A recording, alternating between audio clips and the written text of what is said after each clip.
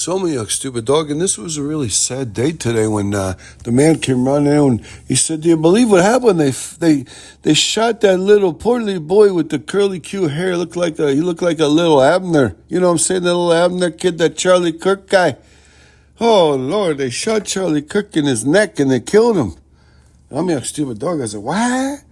You mean that Hebrew that was the anti-Semite?" And he says, no, it's Charlie Kirk. I said, "Oh, you mean that Mexican guy who was the big, proponent of Trump who was hoping?" No, Charlie Kirk." And I was like, "Kirk, was he the cousin of Captain Kirk?" And the dog, I'm the dog. The man was like, "Dog, what are you, so stupid? Charlie Kirk, the guy went to the college campuses and he riled everybody up. He started fighting the transgenders. They shot him through his throat today." I was like, holy crap. You mean that guy, that's what I said, little Abner. He had the curly Q hair up top. He had like a beanbag head, like he had a head like a friggin', whatever you say, not a kumquat, but maybe an eggplant. He had a big, long head with a bunch of curly Q hair. That guy, they shot him through his neck.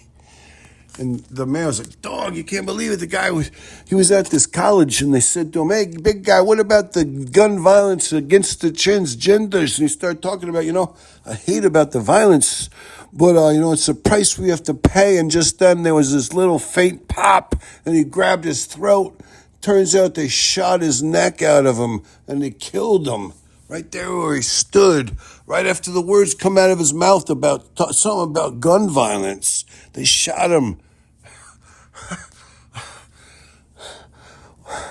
So what does that say about, And I'm like, "Yeah, stupid dog." I'm like, listen, I'll be dead in 1 year, a year and a half tops. What do you want from me?